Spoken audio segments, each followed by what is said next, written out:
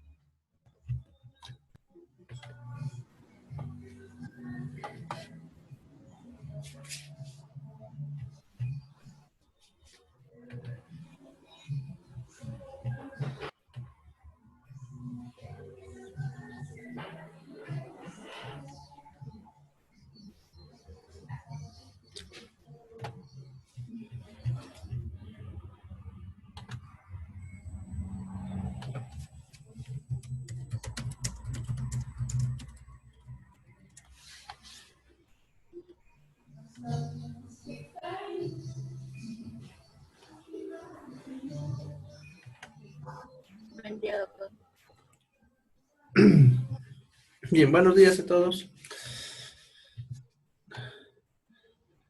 Como siempre, les voy a cortar el micrófono para empezar. ¿Bien? Listo.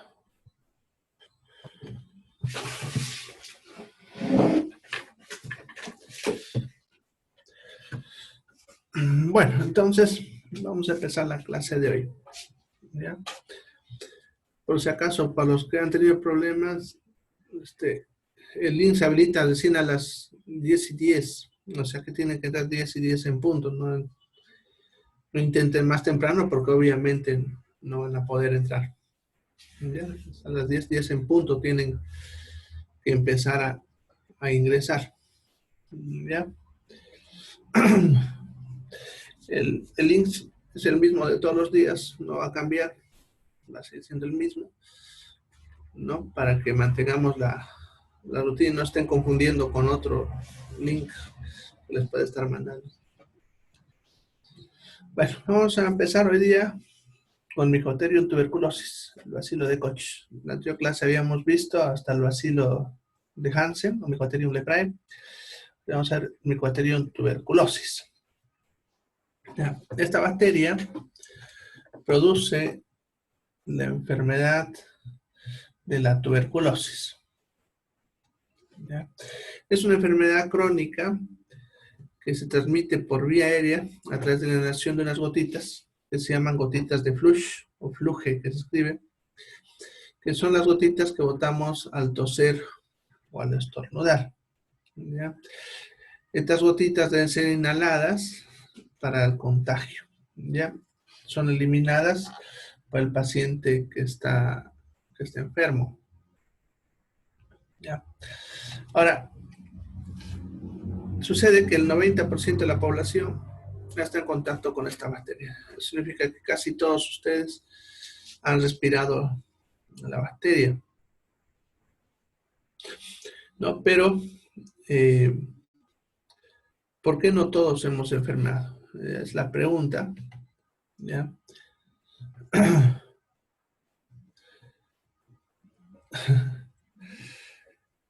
El hecho que no todos enfermamos se debe a ciertos aspectos que tienen que ver lo que se conoce como patrones epidemiológicos, que es lo que están viendo en la pizarra. ¿Ya? A ver. Sucede que para que aumente mi riesgo de poder enfermar, tengo que presentar estos patrones epidemiológicos. ¿Ya? Entre ellos tenemos los siguientes. El primero, el contacto constante, ¿no?, con un paciente enfermo. Y la clave aquí es eso, debe ser contacto constante. Ya, sucede que nuestro sistema inmune se defiende muy bien de esta bacteria. ¿Ya? Por lo tanto, la podemos destruir fácilmente. Para enfermar, por lo tanto, tengo que estar todo el tiempo respirando la bacteria. ¿Ya? De tal manera que la bacteria en algún momento nos va a pillar en una situación de debilidad, de donde se aprovechará de atacarnos, ¿ya? Por eso debe ser constante. No basta un contacto casual. Significa que ustedes se topen con un paciente enfermo en la calle, no van a enfermar de esto, ¿ya? Entonces debe ser constante. Es la primera característica, ¿ya?, de esta enfermedad. La segunda, ese contacto debe ser en un ambiente de hacinamiento. O sea, tampoco sirve que sea en cualquier lado. Debe ser un ambiente de hacinamiento. Y eso se debe a que esta bacteria es muy sensible a la luz. Se muere fácilmente en contacto con la luz, principalmente la luz del sol. Y muy sensible. Entonces, para que la bacteria pueda sobrevivir en el aire, pueda contagiar, debe ser un ambiente donde haya escasa iluminación y mala circulación de aire, ¿no? Estamos hablando de lugares como casas de personas de bajos recursos económicos, cuarteles, hogares, lugares así, que es donde la bacteria pudiese sobrevivir bastante tiempo. Y el último factor ya tiene que ver con nuestro sistema inmune. Para que nos ataque, debe haber un debilitamiento del sistema inmune. La clave es eso, debilitamiento del sistema inmune. ¿Por qué se debilita el sistema inmune? Ahí están las tres causas que debilitan el sistema inmune: mala alimentación, estrés y alguna enfermedad debilitante. Entonces, para que enfermemos de tuberculosis, debo tener esos patrones epidemiológicos, ¿ya? Por eso es que afecta más a personas de escasos recursos, ¿no?, que solamente viven en una sola habitación, encerrados todos, entonces comparten el mismo aire.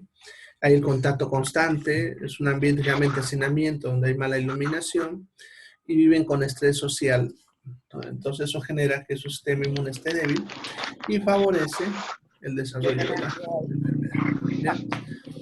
Ahora, justamente eso, si uno lo entiende bien, se da cuenta que cuando uno es trabajador de salud, al evitar su estrés, evita enfermar, ¿no?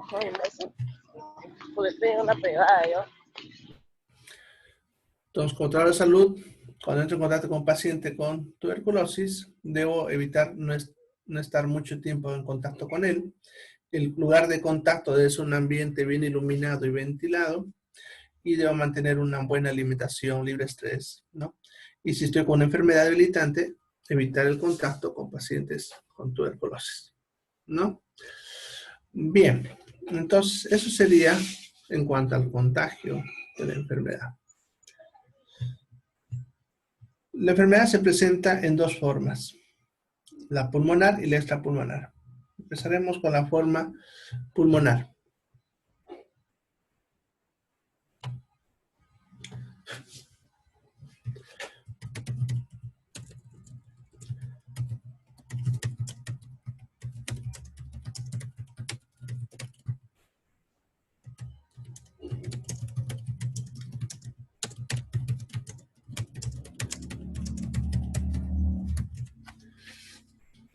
Bien, la forma pulmonar es la forma más común de esta enfermedad. ¿Ya? Es cuando atacan los pulmones. En cuanto a los síntomas clave son los siguientes. El primero, la pérdida de peso. Y como yo siempre les digo, cuando una persona pierde peso, siempre hay que pensar mal. No cualquier persona que pierde peso de golpe, sin causa, motivo, sin estar haciendo dietas, nada, siempre hay que pensar o tuberculosis, o cáncer, o diabetes. Ya, una de esas. La otra es pérdida de apetito. Ya. La tercera, sudoración, que también es clave. Se lo voy a subrayar los claves. Es una sudoración característicamente nocturna. El paciente, mientras está durmiendo en la noche, transpira bastante. Incluso los pacientes suelen decirnos que tienen que cambiarse las poleras o las blusas varias veces en la noche. Y el tercero, y el más clave de todos, es una tos productiva de más de 2 semanas de duración. Toda persona que tuese más de 2 semanas, sin importar por qué sea la causa, le vamos a llamar sintomático respiratorio. Esta palabrita, pues, estas dos palabras, es como decir sospechoso de tuberculosis. ¿Ya? Pero no usamos la palabra sospechoso de tuberculosis, porque los pacientes cuando ponemos eso, desaparecen, ¿no? Y en la tuberculosis es importante hacerles un seguimiento hasta diagnosticar si es o no es tuberculosis. Bien, esos son los síntomas clave. Entonces, un paciente sospechoso de tuberculosis es alguien que pierde peso de golpe, transpira mucho de noche y tiene tos que dura más de 2 semanas. Ese es altamente sospechoso de tuberculosis. Los otros síntomas pueden estar presentes, pero podemos decir no son claves, ya como pérdida de apetito, por ejemplo, o puede presentar fiebre, que en la mayoría más bien no hay fiebre.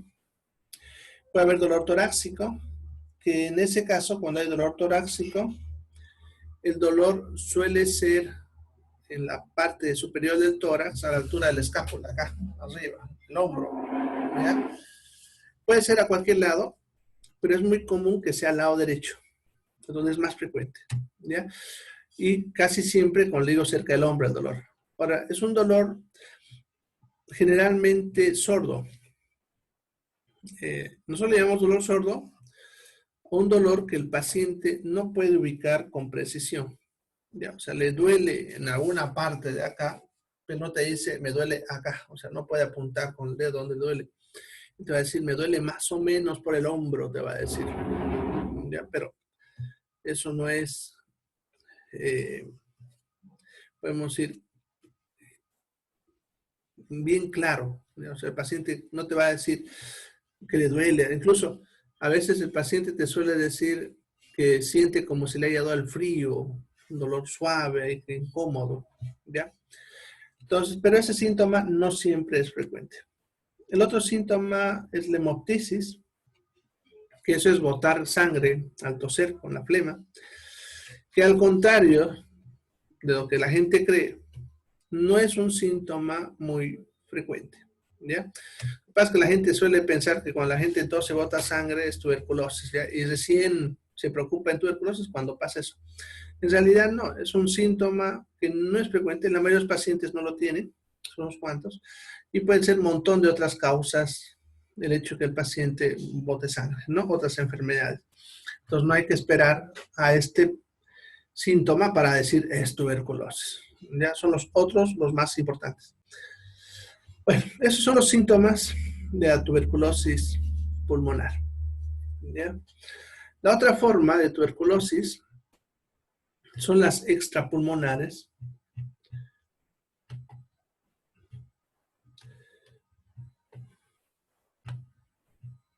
Aquí está. Las extrapulmonares son cuando la bacteria que ya ingresó por pulmón, porque siempre empieza por pulmón, ¿ya? Ha migrado a cualquier otra parte del cuerpo. Acuérdense que cuando hablamos al principio, las bacterias pueden moverse por la sangre a cualquier parte del cuerpo. Y esta bacteria no es la excepción. Puede moverse a cualquier parte del cuerpo. Podemos tener tuberculosis donde ustedes se imaginen en el cuerpo. Las cuerdas vocales, en el ojo, en la oreja, donde ustedes quieran, en cualquier parte, incluso en la piel. Y cuando es así, hasta se confunde con la lepra. ¿Ya? Puede haber, ¿ya? Pero lo que les voy a poner aquí son los que son importantes por un motivo o son los más frecuentes. En cuanto a los síntomas de la extrapulmonar, va a tener los síntomas comunes para todas las formas, que son la pérdida de peso, igual que en la pulmonar, ¿ya? La pérdida de peso clave, y la sudoración nocturna. ¿Ya? Estos síntomas siempre están presentes en cualquier forma de tuberculosis, ¿no? También la pérdida de apetito. Ahora, aparte de estos dos síntomas, va a tener los siguientes síntomas según la forma de tuberculosis. ¿Ya? Entonces, por ejemplo, la tuberculosis meningia va a tener pérdida de peso, sudoración nocturna, más síntomas de una meningitis, que son los síntomas que vimos cuando hablamos de estreptococo, la meningitis. Si se acuerdan, cefalea progresiva, vómitos en escopeta, rigidez de la nuca, ¿no? Son los mismos síntomas de una meningitis, más pérdida de peso y sudoración nocturna. Cuadros de meningitis tuberculosa no vamos a ver actualmente, sería una rareza. ¿Por qué no se ve mucho? Porque justamente es la que previene la vacuna de la BCG. Entonces, si una persona está vacunado con la BCG, ya no le va a dar tuberculosis meningia. La BCG es la vacuna que se coloca a los 7 días de haber nacido en el bracito, y es la que nos deja la marquita ahí que todos tenemos casi, ¿no? Una marquita en el hombro, esa cicatriz, esa es la BCG. ¿Ya? Entonces, esa vacuna previene contra esta forma de tuberculosis, no contra las otras formas, solamente contra esta. Y eso tenganlo en cuenta. Por eso es importante nombrarla. La otra tuberculosis es la pleural, y podemos decir que es la segunda en frecuencia después de la pulmonar. El paciente va a tener también pérdida de peso, sudoración nocturna, y además de eso, tos seca. Y eso es lo que debe diferenciar. Ya en la pulmonar es tos productiva, no se bota flema. En este caso es tos seca. ¿Ya? El paciente no bota nada. Además de eso, va a tener un dolor torácico intenso en las bases. Eso significa aquí abajo del pulmón, aquí en un costadito, como la neumonía. ¿Se acuerdan? Acá en un ladito. Ya, ahí. Como este tipo de tuberculosis pleural hace que se acumule líquido alrededor del pulmón, eso va a hacer que el paciente no pueda aspirar adecuadamente y casi siempre, como ven ahí, va a ir acompañado de dificultad respiratoria. ¿Ya? Puede confundirse con una neumonía. La diferencia es que la neumonía es más aguda, de evolución más rápida, y esta de evolucionar lento en por lo menos más de 15 días. ¿Ya? Eso es lo que nos va a ayudar a diferenciarlo. Bien, luego tenemos la tuberculosis ganglionar, que es cuando ataca los ganglios. Puede afectar cualquier ganglio del cuerpo, pero es muy común que ataque los ganglios del cuello, ¿no? Entonces van a aparecer los ganglios inflamados en el cuello, o sea, bolitas acá en el cuello, en esta zona, ¿ya? Y eso nos haría sospechar de esto. Esos ganglios suelen comportarse de forma crónica, ¿ya? O sea, no aparecen de golpe, sino lentamente, de a poco, ¿ya? En algunos casos pueden llegar a ser dolorosos y abscedarse, significa hacerse como un puchichi, y reventar quedando una úlcera que no cura, ¿ya? No pasa en todos, pero sí en algunos. Ahora, cuando aparece un ganglio encima de la clavícula, aquí en esta zona de acá del cuello, que le dicen la jabonerita, ¿no? Este huequito de acá, en esta zona, encima de la claviculita. Ese ganglio, nosotros le llamamos ganglio centinela de Virchow. Le llamamos así porque siempre que aparece hay que sospechar también mal, ¿no? Ese ganglio o es tuberculosis o cáncer de estómago o cáncer de pulmón o linfoma. Entonces, la presencia de ese ganglio siempre nos tiene que hacer sospechar primero de tuberculosis, principalmente si la persona ha perdido peso y suda transpira mucho de noche. ¿Ya? La otra es la tuberculosis renal, que en este caso es a veces un poquito difícil diagnosticarlo, porque el único síntoma es la hematuria, ¿ya? Que eso significa orinar con sangre. Es el único síntoma a veces, la hematuria. Ahora, tampoco es un síntoma específico de tuberculosis. Puede ser un síntoma presente en muchas enfermedades, incluida la cistitis, que habíamos visto en Escherichia coli. O sea, puede haber también una cistitis con sangre. ¿Ya? Por lo tanto, lo hace bastante difícil. Vamos a sospechar, sin embargo, cuando el paciente tiene hematuria asociado a pérdida de peso, sudoración nocturna, y además, cuando le hacemos la prueba de laboratorio de orina, la prueba de laboratorio de orina me da todo normal, solamente me dice que hay sangre. ¿Ya? Entonces, paciente que ha perdido peso, respira mucho de noche, empieza a orinar sangre y la orina me sale limpia como si estuviese sano, es sospechoso de tuberculosis. ¿Ya? Luego tenemos la ósea, que es cuando ataca el hueso, que también se le suele conocer con nombre de mal de Pot, el famoso mal de Pot. En este caso, el paciente tiene dolor del hueso afectado. Puede ser cualquier hueso también, cualquiera, pero es más frecuente en las vértebras dorsales. ¿Ya?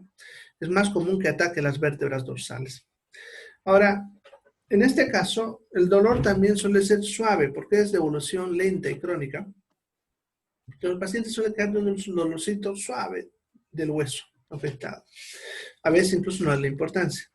Pero el hueso por dentro se está debilitando, se está carcomiendo, como decimos comúnmente, y eso va a hacer que en algún momento se fracture. Esas fracturas, ya les había mencionado, cuando se rompe el hueso sin trauma, se llama fractura patológica. En este caso, también pasa lo mismo. El hueso se debilita de tal manera que a veces con un movimiento pequeño, moverse en la cama, algo así, el hueso se rompe.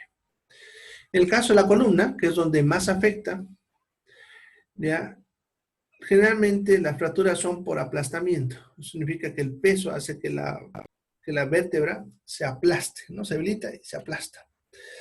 ¿Ya? En ese caso, cuando pasa, además del dolor, el paciente va a empezar a perder talla, porque va a empezar a bajar su talla por lo que se aplastan sus vértebras, y la columna se va deformando, porque el aplastamiento no siempre es parejo. A veces se puede aplastar en forma de cuña, sino eso así que empieza a tener desvíos de la columna, o incluso una jorobita, ¿no? Da incluso el famoso nombre de mal de Pot. Bien, esas son las formas más comunes o más importantes de la tuberculosis extrapulmonar. Pero como les digo, se puede presentar en cualquier parte del cuerpo. En los testículos, en los ovarios, útero, intestino, incluso en el peritoneo, y en ese caso hasta hace confundir con cuadros como apendicitis y otros, y a veces tenemos que operar y adentro nos encontramos que era tuberculosis, ¿no? Entonces, ya hay, puede haber bastante, pero son raros. Estos son los más comunes, como mencionaba. A ver.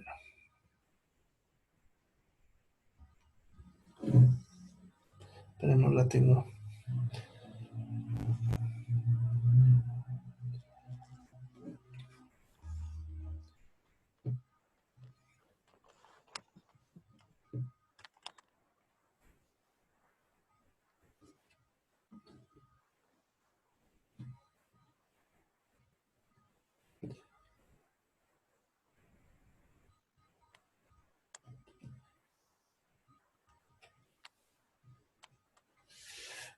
Bien. Entonces, eso sería la enfermedad de la tuberculosis. En cuanto al tratamiento, ¿dónde está el tratamiento? Por acá creo que lo puse. Aquí está, eso. Para el tratamiento vamos a usar combinaciones de varias drogas. ¿Por qué usamos varias drogas? Porque esta bacteria se vuelve resistente muy fácilmente a los tratamientos. Entonces, como se vuelve muy fácilmente resistente, hay que asegurarse que lo matemos a todas, que no quede ni una viva. Hay que matarlas a todas. Segundo, debemos garantizar de que llegue hasta la última célula invadida. Lo que pasa es que esta bacteria es difícil de matar porque vive dentro de nuestras células. Entonces, una vez que la bacteria ingresa y se estabiliza, es difícil de destruir. Y por eso el tratamiento debe ser con muchas drogas. O sea, no es solamente una. ¿Ya? Las drogas que usamos para la primera línea son el etambutol, la piracinamida, la isoniazida, que también se suele llamar INH, la rifampicina y la streptomicina. Estas son las de primera línea. Hay otras que se usan en segunda línea, que ahorita les voy a hablar de eso, ya, pero estas las vamos a usar en todos los pacientes. Ahora, estas drogas se usan en combinaciones, ya se les llamamos esquemas. Ya, aquí, por ejemplo, tenemos el esquema 1. Ya, si ustedes ven lo que dice ahí, dice 2-RHZE-4RH, ¿no? Ya, esto es una sigla que representa las combinaciones. Por eso les he puesto arriba, entre paréntesis, la sigla para cada droga, ¿no? Entonces, ustedes se fijan, por ejemplo, esquema 1 es 2-R, que eso es rifampicina, H, isoniazida, Z, piracinamida y E, etambutol. O sea, vamos a combinar esas 4 drogas. El 2 representa meses. Entonces, dice 2 meses, rifampicina, isoniazida, piracinamida y etambutol. Terminamos 2 meses y le vamos a dar 4 meses, rifampicina, isoniazida. ¿Ya? Ese es el esquema 1. El esquema 1 lo vamos a aplicar a todo paciente que ha sido diagnosticado con tuberculosis por primera vez. ¿Ya? O sea, que antes no tenía, nunca se le dio tratamiento. ¿Ya? También se puede empezar en pacientes que ya enfermaron de tuberculosis, pero que curaron, ya que se demostró que curó, porque de que se puede curar, pero también no se puede volver a enfermar. Entonces, un paciente que después de un tiempo se volvió a contagiar, ya, entonces a ese también se le empezaría, ¿ya? No es para los que dejaron tratamientos a medias, incompletos, o no se probó que curaron. Para ese tipo de pacientes, lo que nosotros le llamamos abandonos, usamos el esquema 2. ¿Ya? O sea, paciente que ya había empezado tratamiento antes, pero lo dejó a medias, no lo completó, lo abandonó. Ya, en ese caso, vamos a darle, miren, un mes de SRHZE, no significa un mes streptomicina, rifampicina, isoniazida, piracinamida y etambutol, por un mes. La streptomicina es inyectable, ¿ya? Entonces, todos los días, por un mes la vamos a pinchar. 2 meses RHZE, igual que el anterior, y 5 meses RH. Entonces, fijan, esquema 2 son 8 meses de tratamiento, es más largo. El esquema 1 solamente son 6. Y se hace esto en pacientes que abandonaron y los que pudo haber ya habido algo de resistencia, ¿no? Bien, y el esquema 3 es igual como dicen al 1, o sea, lo mismo, 2-RHZE, 4RH, pero para niños. Lo único que cambia es la dosis de niños, ¿ya? Estos son los esquemas básicos que vamos a usar. Sin embargo, cuando un paciente abandona tratamiento, ¿no? El esquema 1, por decirles, y vuelve, le vamos a hacer el esquema 2. Pero si este vuelve a abandonar, porque es muy común que nos abandonen de nuevo, ya este paciente, cuando vuelva, si bien le empezaremos lo vamos a clasificar con multidrogo resistente y le vamos a hacer cultivos para ver si es resistente a alguno de estos. La mayoría suele salir resistente, entonces solemos pasar a otras drogas que se llaman drogas de segunda línea, como la canamicina, ciprofloxacina y otros más. Y su probabilidad de cura es muy pobre, ¿ya? Incluso hay algunos que a pesar de estar en este tratamiento de segunda línea, vuelven a abandonar. Y cuando vuelven, los clasificamos XDR. Significa que es resistente casi a todos los antibióticos. La mayoría fallece, ¿ya? Entonces, por eso es importante completar el tratamiento y convencer al paciente de que me complete el tratamiento, ¿ya? Un paciente que empezó esquema 1 y lo completa, su probabilidad de cura es del 100%. En otras palabras, va a curar todos los que empiecen esquema 1 y me acaben, siempre y cuando obviamente lo cumplan fielmente. Los que empiezan esquema 2 y lo completan, su probabilidad de cura es del 70%. Eso significa que tienen todavía buena probabilidad de cura, a pesar que puede ser que hay un número que no curará, ¿no? En cambio, los otros que le decía, los MDR, por ejemplo, su probabilidad de cura baja al 10%, y un XDR es 0,0002%. Eso significa que no sobrevivirá, ¿no?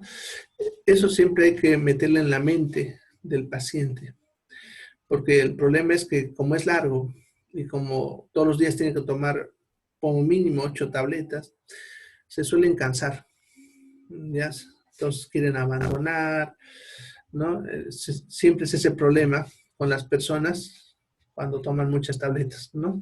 Entonces tienen esa tendencia y hay que convencerlos de que si me completan el esquema 1, van a curar el 100%, ¿ya? Y a partir de ahí debe cuidar para no volverse a enfermar, ¿no? Eso significa que donde vive tiene que cambiar, tiene que ser más iluminado, todo.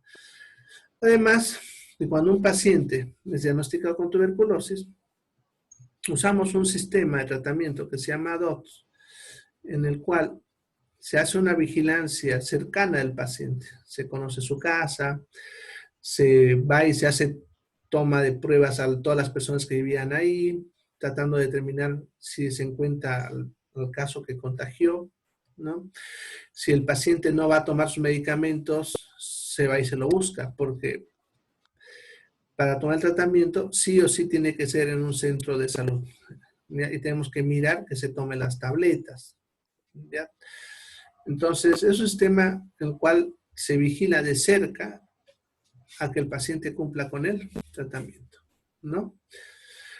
Uno se puede enfermar de nuevo de tuberculosis. O sea, la pregunta que están haciendo ahí, ¿ya?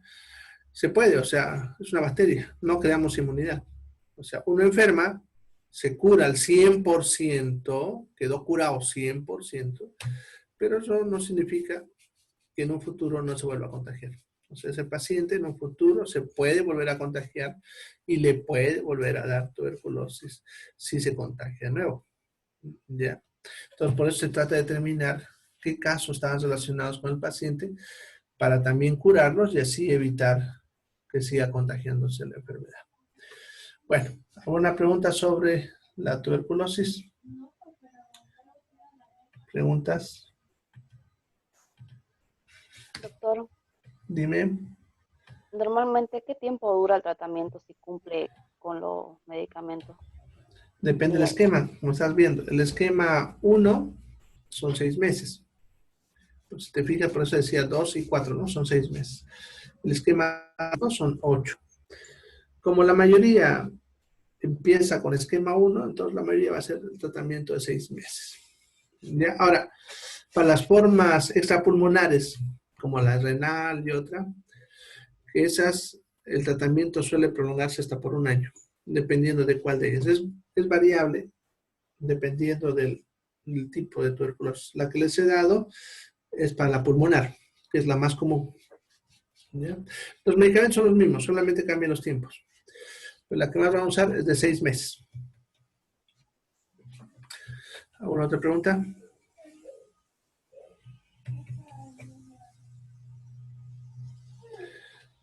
Bueno, a ver, dice, si volviera a contagiarme, ¿qué tratamiento? Sí, como si se ha garantizado que curó en el primero, ¿no ve? Por eso le decía, es importante. Si el paciente completó el esquema 1 y se hizo su última vasioscopía probando que curó en un 100%, ese paciente, si se vuelve a enfermar en un futuro, se empieza otra vez con el esquema 1. O sea, no empezamos el 2 todavía. Se empieza el 1 igual. ¿Ya? Porque es un nuevo contagio. No es la misma bacteria que se exterminó en la primera vez que se enfermó. Entonces empieza de nuevo con primera línea y con el esquema 1. ¿Ya? El esquema 2 es para el que abandonó el tratamiento a medias, no para el que curó. ¿Ya? Para el que abandona a medias. ¿Alguna otra pregunta? Doctor, ¿cualquiera de estos tipos de tuberculosis puede causar la muerte? La tuberculosis, claro, puede matar. Si es que no hace el tratamiento, muere. Es más, el 100% muere si no hace tratamiento. ¿Ya? Eso también hay que concientizar. Lo que pasa es que va destrozando el pulmón y nadie puede vivir sin pulmón, ¿no? Lo va destrozando el pulmón. Entonces, sí o sí hay que hacer el tratamiento. Miren, y se ven todavía casos de personas que mueren por lo que les decía hace rato. Las personas abandonan los tratamientos. Miren, a pesar que el tratamiento es gratuito, porque es gratuito el tratamiento en los centros de salud, hay personas que estando bien, curando, a veces a los 5 meses le faltaba un mes, ¿no? Abandonan. Dejan. Simplemente porque se cansaron de tomar tabletas. Se creyeron que estaban bien, que estaban curados, ¿no? Porque uno al mes generalmente empieza a mejorar. ¿Ya? Y luego vuelven ya otra vez peor. Empezamos el esquema 2, empiezan a recuperar, mejoran, nos vuelven a abandonar, ¿no? Y cuando vuelven ya empezarle tratamientos con otras drogas, ya su probabilidad de sobrevivencia es muy pobre y mueren por eso. ¿Ya? Entonces, hay personas, pero las personas que fallecen hoy en día es porque no completan el tratamiento, porque lo abandonan. ¿Ya? Porque se garantiza la cura de esta enfermedad si completa el tratamiento. ¿Ya? ¿Alguna otra pregunta? Yo otra vez. Y debido a tomar tantos medicamentos, ¿puede causar efectos secundarios? Sí, sí tienen sus efectos secundarios. Tienen. Ya hacemos una vigilancia también de eso. Ya sus efectos. La mayoría se debe a la deficiencia de ácido fólico y la vitamina B6. Estas drogas bloquean su absorción. Entonces, por eso se les recomienda a los pacientes comer bastante bien, o sea, mejorar su alimentación. Y les solemos dar suplementos de complejo B, que ahí es donde se encuentran la B6, el ácido fólico, para evitar los efectos adversos que son los más frecuentes. Pero también puede haber efectos adversos a nivel hepático, a nivel de piel y otros. Entonces, hacemos seguimiento de estos efectos. En caso de que el paciente le diese algún efecto adverso que no tuviese que ver con las vitaminas que les mencionaba, tenemos que forzosamente suspender temporalmente el tratamiento hasta que recupere el efecto que ha producido y de repente tener ya que cambiar con otra droga. En esos casos tenemos que buscar otras alternativas y a veces nos cuesta hacer que el paciente sobreviva, ¿ya? Claro que esos efectos adversos son raros, ¿ya? Muy raros, no son frecuentes. Así que muy rara persona vamos a tener que hacer esa situación. Pero sí pueden producir efectos. Lo más común también, otro que está olvidando, es dolor de estómago, ¿ya? Y eso se resuelve dándole abundante líquido junto con las tabletas. Yo, por ejemplo, he pillado que con Pilfrut calma el dolor, así que los pacientes les ha pedido que se traigan un litrito de Pilfrut, con eso tomen sus tabletas y no se quejan de dolor de estómago. Bien. Bueno, se va a cortar en segundos, no se olviden, vámonos al segundo enlace. ¿Ya?